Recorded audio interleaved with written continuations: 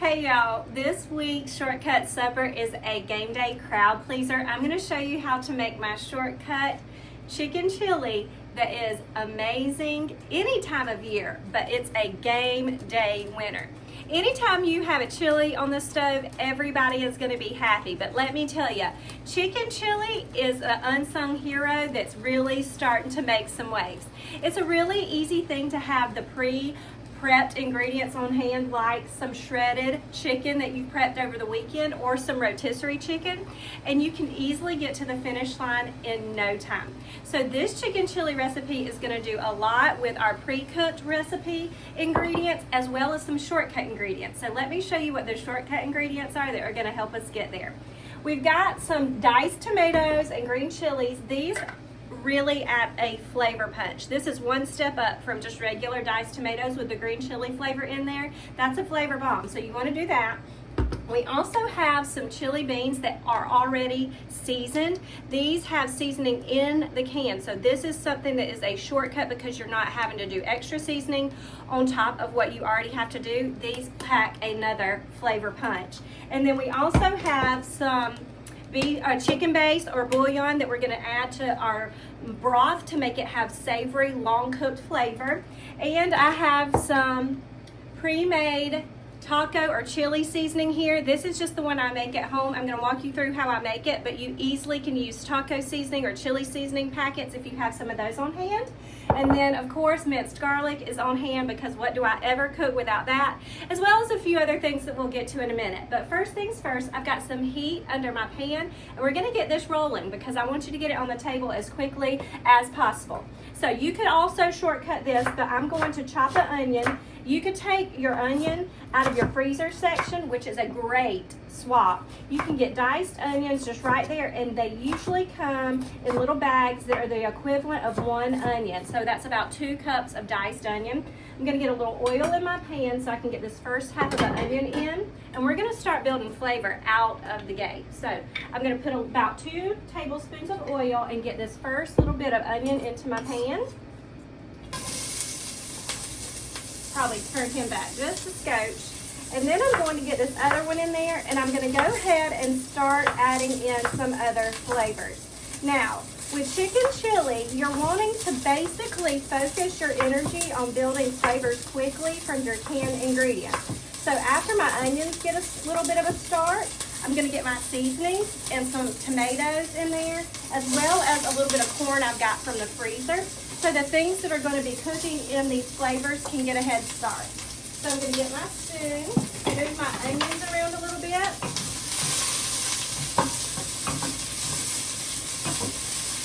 Okay. Next I'm going to grab my corn, and I don't even have to thaw my corn out. It's just this corn is going to add a really good, thick and hearty flavor. That's one more veggie element into our chili on top of our beans that are going to beef up this stew. So I'm going to go with my corn, and then I'm going to add in my garlic here. Anytime I'm doing a chili, I want to build in my veggie flavor first. If I'm starting with ground beef, I start with that, cook my meat and gets the fat out into the pan, and then I start building my veg in that. But because we're shortcutting this and we have chicken already shredded, we're going to start with the fat from the olive oil, build our veggie flavor in that. And our spices need some time to really get to the heat. And that's why we don't wait until the end to add our spices. We do it towards the beginning because the heat wakes up the flavor in the spice that's been in the jar for a long time. So I did about a good hefty 2 tablespoons of garlic. I'm going to move those around a little bit. And then I'm going to get my chili seasoning. Now my chili seasoning, I have this little jar right here that I build this in and just keep it on my counter. But this is 3 tablespoons of chili powder, 2 tablespoons of cumin, 1 tablespoon each of garlic and onion powder, to 2 tablespoons of salt, and 1 tablespoon of oregano. That's everything that's in this jar. It is really well shelf stable, so I like to make a lot at a time, and it's easy just to pull out a spoon and measure a couple tablespoons out of this. So to my mix, and because I'm doing it early, this is going to really flavor the whole dish well. To my mix, I'm going to do a good 3 tablespoons of my seasoning. 1, 2, 3. And like I said, this saves a long time, and you can even double or triple this. We use this really quickly in our family. Okay, now that I got some stuff in my pan, I'm gonna go back up with my heat because my frozen corn brought down the tip of my pan a good little bit. And then we're gonna stir in this seasoning and let it start to warm up. Now, if you've noticed before, if you wait till the end of your dish to add seasoning in when there's a lot of liquid and substance into a pot, your seasonings are gonna take a lot more of them to have an impactful flavor. So when I was a new cook, I would just wait till the end and I'd start adding in chili powder at the end, and it would take forever for it to actually taste like chili because the flavor of the chili was just so weak at the end in the whole pot, it didn't touch the heat early enough to marry all the way through. But when you put it in at the beginning, it has its chance to do its job. No matter how quickly you're cooking this, the spices will have time to warm up. So now, into my pot, I'm going to start building my other flavors. I'm gonna take some canned tomatoes, open those up, and then I'm gonna open my beans. My black beans that are gonna beef up my bean consistency here, they are gonna get drained because they don't have seasonings in them. They are just simply black beans that are in a can of liquid. If I bought both of these seasoned, you can keep that seasoning liquid. But in this case, I wanna drain the liquid away and just keep the beans. So I'm going to drain this off. You don't have to rinse them. Draining them is enough. Especially these are organic beans, so that really does help in that department. If they were not organic, I probably would be rinsing them. Okay, and then I'm going to go in with my seasoned chili beans. And this is a brand that has a mix of kidney and pinto in here. So I'm getting a 3-bean mix. And always, if you have something like this that has seasoning in the can, rinse your can out and get all the seasoning and all of the beans at the bottom. And don't leave any of that behind. So, after this, we're going to stir in our beans, make sure everybody's good and coated. Get in this one little can of water. We're going to add some more liquid later, but I'm going to add in my tomatoes first to see that my liquid level is right. Okay. Anytime that you are cooking with chicken or vegetables, you're going to notice that there is a lot of extra liquid that happens once they start to cook down. And that's just by design. They have a lot of water inside of them by makeup, especially if you cook a whole chicken and shred it and then reheat it. You're going to have extra juice that comes out of that again because it will rewarm the stock that's kind of hanging around on the outside of your chicken and really add more flavor and liquid to your pot. Okay, so I'm gonna go in with 2 cans of diced tomatoes and green chilies here. And then I am going to do my next seasoning step that is a little bit of a surprise. Now, I have homemade. You don't have to have homemade, but we put salsa in our chili. So I'm gonna put in about a 1/2 cup of prepared salsa into this chili, and that's really gonna amp up the flavor of the salsa itself, or of the chili itself. So mine has tomatoes, peppers, onions, garlic, and cilantro in it, and some lime juice. So that's just gonna give a good little bit of background flavor. And then I'm also gonna add in some chicken bouillon or chicken base, whatever you wanna call it, because we're not adding chicken stock, we're gonna add water. So this is gonna make that taste that long, slow cooked flavor. So I'm gonna do a hefty heaping tablespoon of that and get that all stirred in. And then after this, I'm gonna go in with my chicken and a little bit more water, and we're gonna let this simmer. And I'm telling you, as soon as those onions are tender and all these flavors have had time to marry, this is gonna be ready because our chicken was pre-cooked. Anytime that you're doing anything with pre-cooked chicken like this stretches the dollar in a big way because this big pot of soup or stew, it's gonna feed a crowd with just half of a chicken. This was a chicken that I roasted earlier in this weekend. We used half for something already, and the other half is gonna be plenty for a super hearty chili. So I'm gonna stir this in. I'm gonna get a little bit more liquid. I like to always say, if you've got a mason jar, you've got a measuring cup. So I'm gonna get about 3 cups of liquid in this quart jar, which is 3/4 away. And I'm gonna rinse the chicken off with my hand.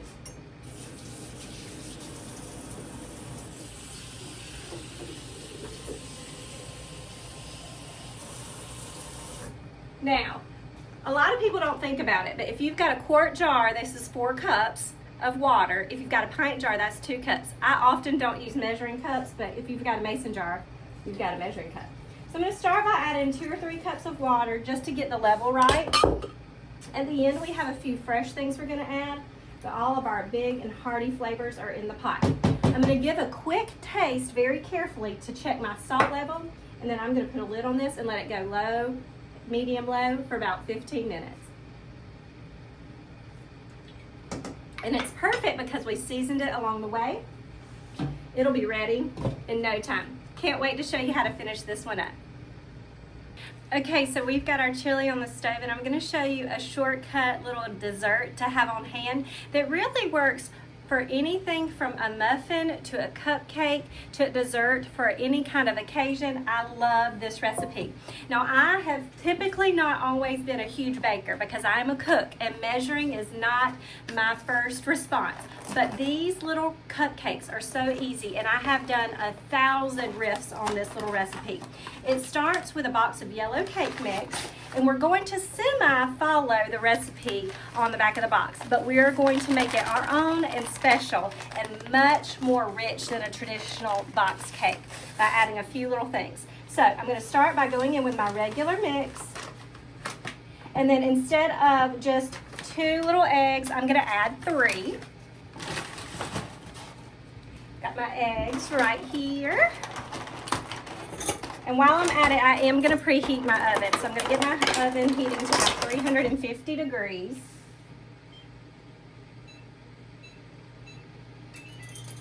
And then I'm going to go in with 3 big eggs. If you've got small ones, I would say 4 here. I love when you have fresh eggs and you never know what you're going to get in the size from your little chickens. I have so many friends with chickens. So if you've got chickens, you want the equivalent of 3 large eggs. You just make that work in your own mind. Okay, so that's our eggs. And then to this, it calls for 1/3 of a cup of oil. I'm actually going to use a little bit more than that. I'm going to use more like 1/2 of a cup of oil, and that's going to add a little bit of richness here. Okay, so 1/2 a cup of oil. And then an additional ingredient that I always like to add to my box cake mix is a little bit of vanilla Jello pudding mix. This is a family size pack, so for 1 box of cake mix, I'm only going to add 1/2 of this. But if you wanted to do a big batch, and that would be like 24 cupcakes or a 2-layer cake, this would take the whole pack of this in 2 boxes. So 1/2 of this. And then the last thing we need is a little bit of water. You can sub milk here if you would like to even beef up the liquidy richness even more, but this is perfect because we are eventually going to add in a few more flavor bombs here. So we're going to go 1 cup of water. Also, you could do 1 cup of milk if you needed to or wanted to even have it richer. Okay, so I'm going to get my mixers on. This is my hand mixer that I've had my whole marriage. We've had it almost 22, well, I have had it 22 years. We've been married 22 years in 2 weeks, and I had this long before we got married from a baby shower, or a wedding shower. So here we go. We're going to do this on medium speed, and then I'm going to show you how we're going to make it even more special.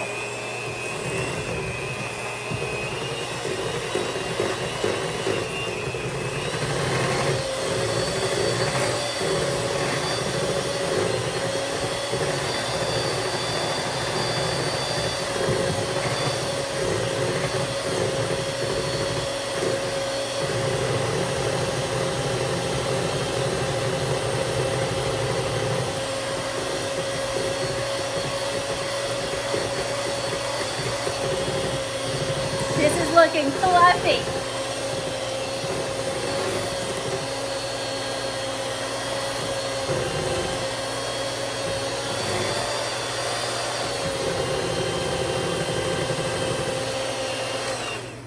Okay, so my mix is done. I'm going to go ahead and clean off my beaters. I do a little bit low, really low down in the pan, right over the batter, and then I turn it off and shake a little bit. And there we go. Okay, we're gonna shake them off. And I have a couple kiddos that have these called already, so we're gonna leave them there. Now, my muffin tin, this is my muffin tin of preference. It's a green light muffin tin. It does my cupcakes, my muffins, and even like my individual breakfast things that I like to do for the kids. So this is a wonderful, wonderful one to have. It's non-stick already. Oop, I almost dropped it. It's non-stick already, but I am gonna give a little bit of encouragement just in case, because I don't wanna fight it later, with a little bit of oil cooking spray. I like olive oil cooking spray, even for this. I don't love anything other than olive oil or avocado oil spray. That's what my preference is. So I'm gonna go ahead, I'm gonna scoop these into the individual containers, and then I'm gonna make a little topping that's gonna make these super yummy and special. I'll show you that in just a sec. You wanna fill up your muffin cups about 2/3 of the way up.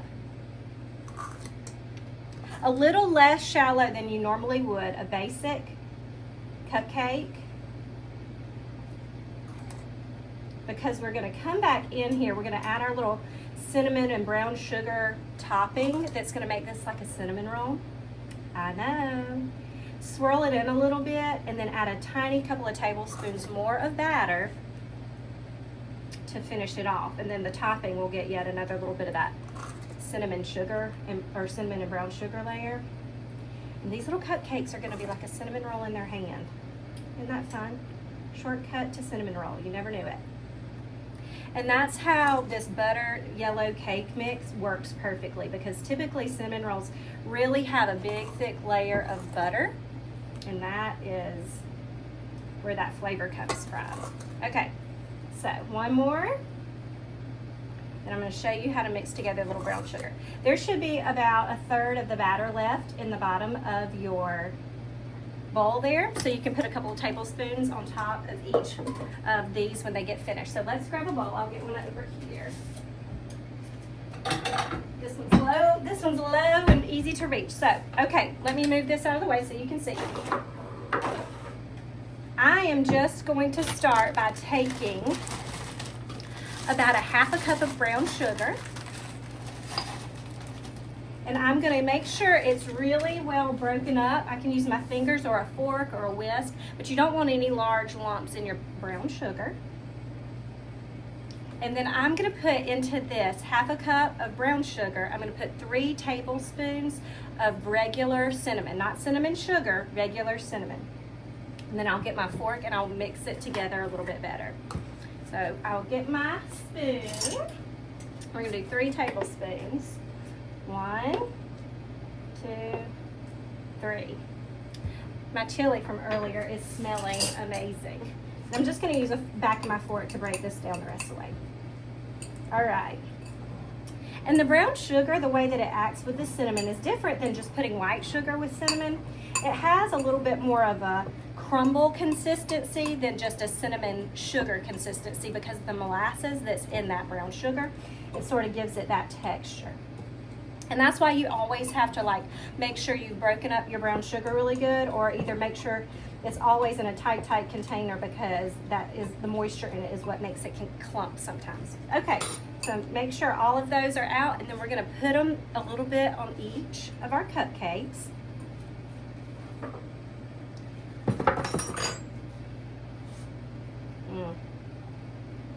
There may be extra of this, and if there is, it is the bomb on top of some oatmeal. All right, a little bit on each one. And then I'm gonna do a little swirl into the base part of the cupcake batter. You can do this in a big cake pan and do 1 large cake. You would do half your batter, some of the mix, do a little swirl, another half your batter, some of the mix, do your little swirl, and you're in business. But right now I'm gonna take the back of my spoon, give each of these a little swirl, just enough to kind of get it down into the batter a little bit, not major work here, just a little swirl here. Yeah, super yummy. Now. And at the end, these are gonna get just like a little bit of a glaze on top. Okay, a little bit more batter. I think I need my spoon for this one instead of my cup measure. before you know it, these will be going in the oven, and they will be delicious later on. Okay, little tablespoon action on top of each, 2 tablespoons or so. And really what this does, it sort of gives you that peekaboo factor where you can see that cinnamon sugar underneath there and let you know what's coming into our cinnamon roll. You hear my oven singing? It lets me know when it's ready for something to go in it. I love that. My washing machine does that too. It sings to let me know it's finished. Okay, a couple more. And these you really could, like I said, you could serve these as a coffee cake for breakfast. This is perfect on Christmas morning or Thanksgiving on a buffet for the dessert. This has the fall factor. It has a little bit of a breakfast factor. So either way you want to go with it, this is a fun one to have on hand. It's a good after school pick-me-up too. Who doesn't love a good cupcake with not a lot of icing? That's why this one's a good one to have on hand, because it's got a little glaze at the end, but not a ton of icing on it, so you can get away with it being a little bit more of a breakfast item instead of a dessert sometimes. Okay, that's that. I'm gonna rinse my fingers off just a teeny bit.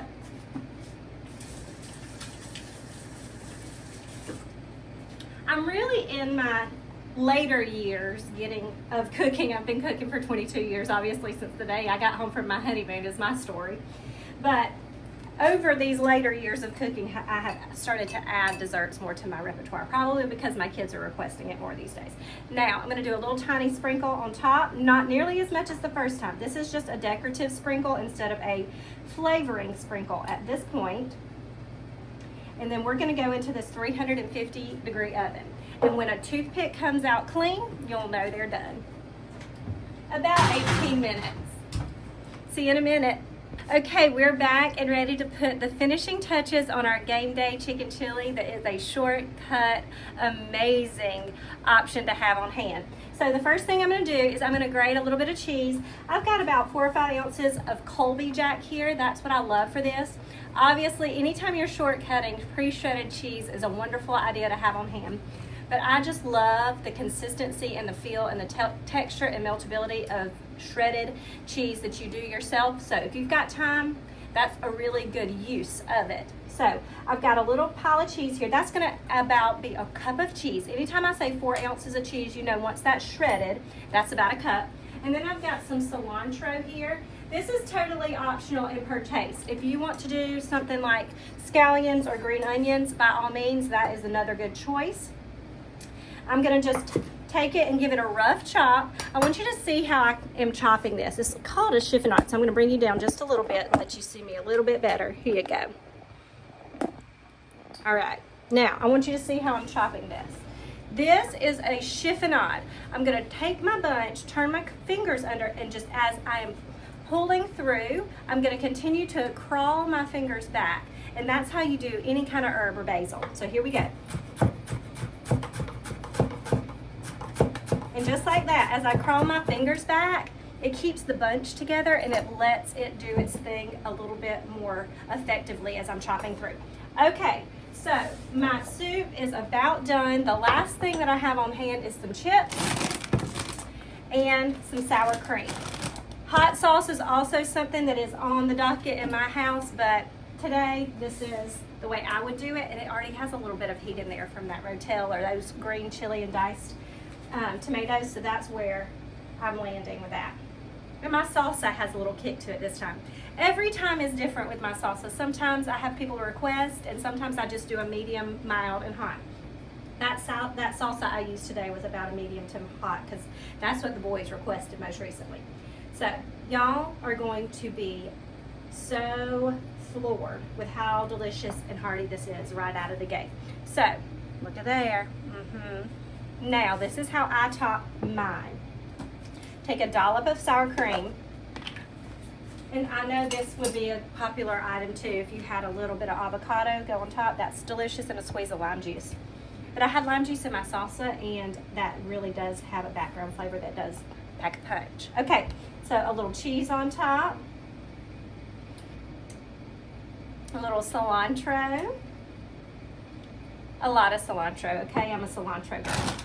and a few chips. Now, one thing I love to do that is a little less of a shortcut option is to cut my own corn tortillas, fry them off in my fryer real quick, and then sprinkle some more of this seasoning on them at the end. That makes a delicious option. But like I said, this is a shortcut favorite.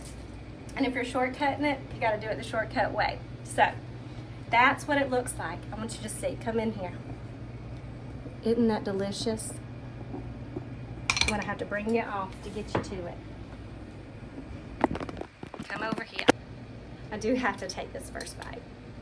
It's hot as blue blazes, but it's worth it. Ooh, be careful, y'all.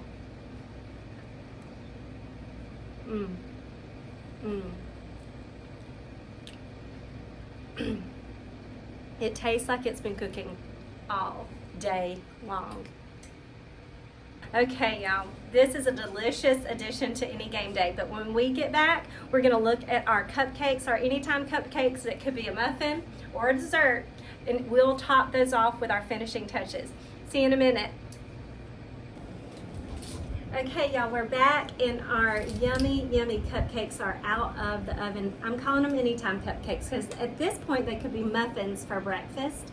They smell just like a cinnamon roll, and I'm gonna mix together a little bit of glaze. So right here, I have about 3/4 of a cup of powdered sugar. I'm gonna add in a little bit of vanilla, and then a lot of times we add in a splash of milk to get to a really good glaze consistency. But for this, I wanna start with a little bit of sour cream. So I'm gonna put in about a teaspoon of vanilla, and then I'm gonna put in a tablespoon of sour cream. And what that's gonna do is it's gonna give a little bit of a background kick to this glaze that you are going to absolutely love. So I'm gonna stir this up just a little bit. It's that interesting flavor that makes it extra special. Stir this up a little bit, and after we get the sour cream all mixed in, you'll notice this shrinks almost immediately. Then I'm gonna splash in a little bit of milk as well. But we won't need quite as much because of that sour cream and its moisture.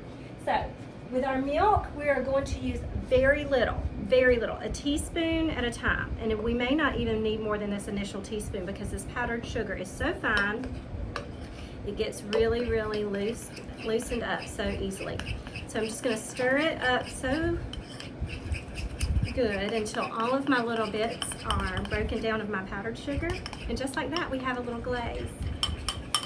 Now, like I said, these can be used anytime, day or night. I like to glaze them. I'm not gonna coat them in icing. We're gonna do a drizzle situation here.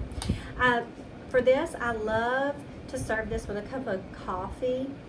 Any kind of shower or party that you're gonna have that's for weddings or babies, this is perfect for that. These are a good treat for a special back to school day. Really awesome on a Thanksgiving or holiday buffet. I like to have them on hand during Christmas time for a quick grab breakfast. These are great for Christmas morning. I could go on and on. Honestly, I used to make this a lot during my working days when I was a church secretary part-time, because I was also our church caterer, and a lot of our ladies would just request this cake for our office ladies would request this as a cake for their birthdays. So I've made this as cakes and cupcakes before, and that's how we top them. These are actually going to be a back to school treat for some sweet kiddos that I have in my life, and I'm going to package these up individually, a few extra for the special teacher of theirs, and these are going to be a great way for them to start their school day. But this is also a great one to have on your fall buffet right alongside that chicken chili. See you next time, and as always, happy cooking, y'all. Hey there, y'all. In Mama Whitten's kitchen, I teach teenagers a culinary style elective with practical cooking skills. What we're getting at is multitasking, meal planning, grocery shopping, pantry stocking, and getting a really great family style meal on the table. My students get graded on their participation every single week, and I send those grades back to mom and dad so they can use it as a homeschool elective. But I also have a busy mom rescue plan in there called Shortcut Suppers. And those shortcut suppers help you get a delicious dinner on the table in under 30 minutes. So whether you're a busy mom who needs a kitchen sidekick and you want that teenager to get in the kitchen a couple of nights a week for you, or you just want those shortcut supper solutions to help you with your meal planning and prepping, this is the perfect solution. If you want to join me in the kitchen, all you have to do is click the link below, and I'm happy to get started teaching you how to have some happy cooking.